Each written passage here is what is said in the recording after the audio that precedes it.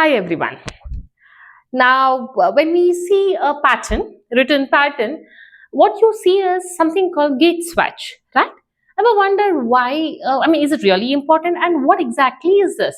Now, what the designer means by gate swatches, you do a small version, of the stitch pattern that they have used, and they would have specifically mentioned as to what they are meaning, and you can actually see whether it fits in the stitches and rows that the designer has used. You need the exact amount of the stitches and the rows.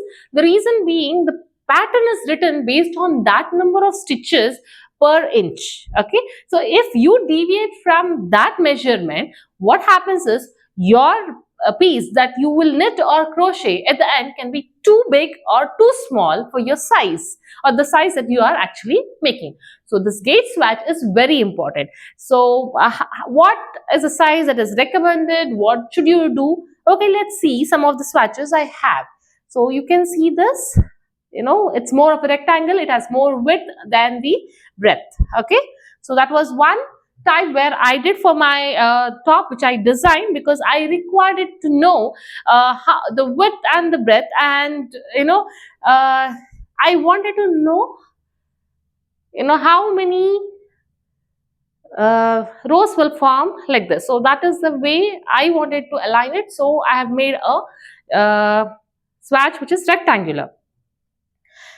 And this was one more swatch that I did for my crochet top. This was one of the pattern Cherry Blossom Peplum by Anastasia, which I really love. So that was the swatch. To make sure that it fits me exactly how it is written, I did this.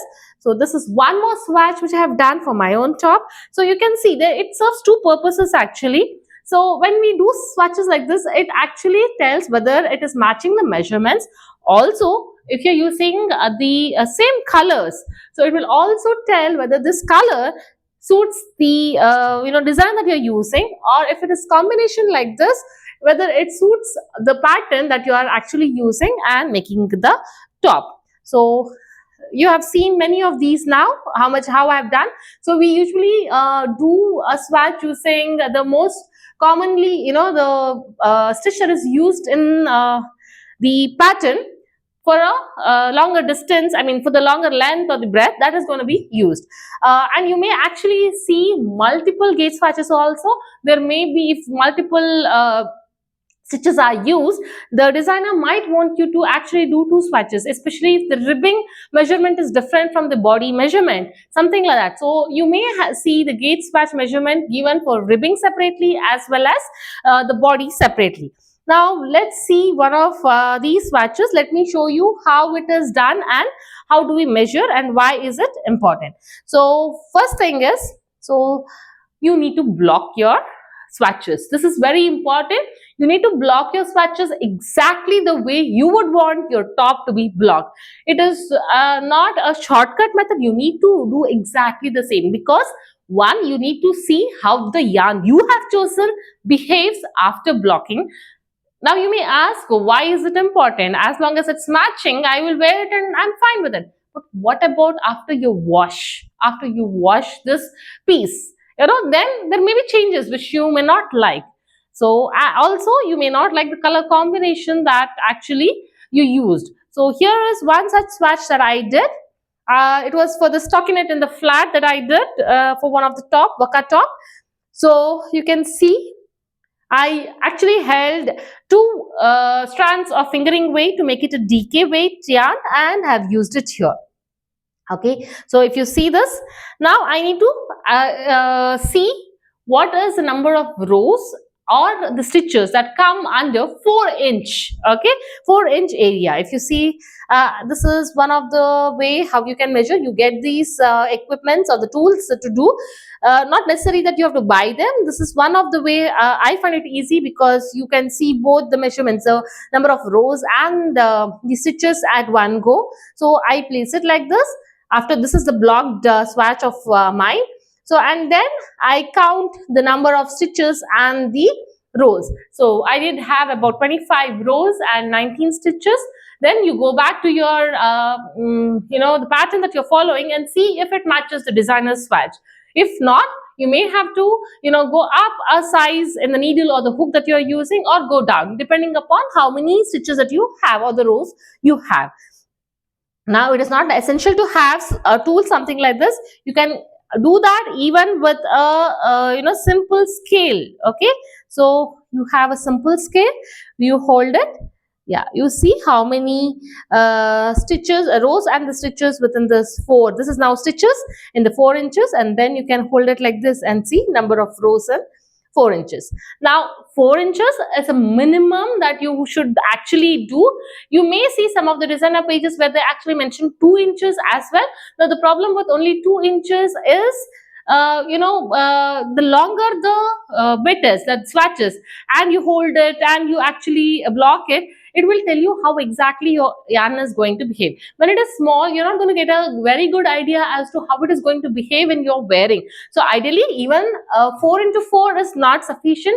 If you are measuring in 4 into 4, the area, it is better you do 6 into 6 at least, so that you know how your yarn weights behave. Sorry. And the other thing is, why you want to do a little larger than 4 into 4 is, see, if you look at these edge stitches, now I have actually made these edge stitches as the garter stitch. This is knitting piece. So I have done this as garter stitches so that it stays right, and I can measure from here to here.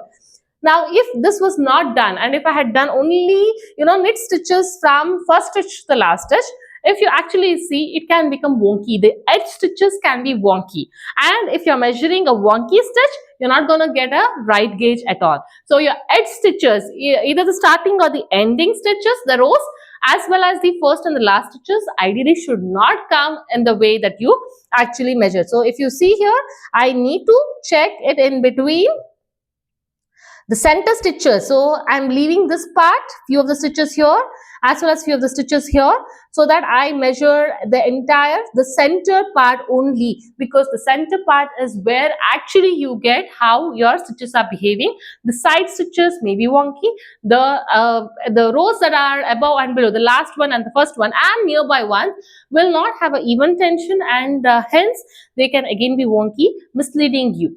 So beware. So when you do a gauge swatch, what are the things that you have to make sure you have done?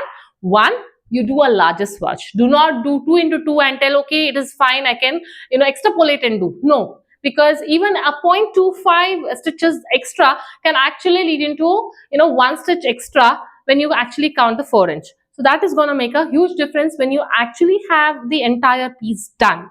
And that can actually make your top 1 inch larger too, or smaller, depending upon how your gauge swatch is done. So you need to have a larger swatch, at least 6 into 6.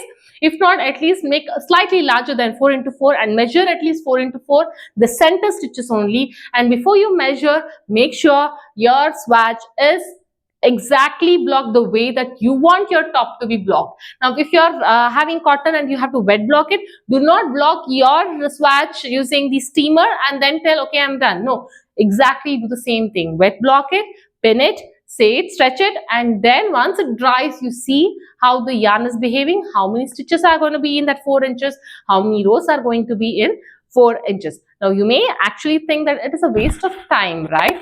No. This, the so-called waste of time that you initially think is actually saving you the time, so that you need not frog your top or discard your top later. You can actually enjoy the top that you make for yourself or for your loved ones, and that's it. So make sure you do your gauge swatch always before you actually go into the piece. So if you like this video, do comment as to what would you like me to do next.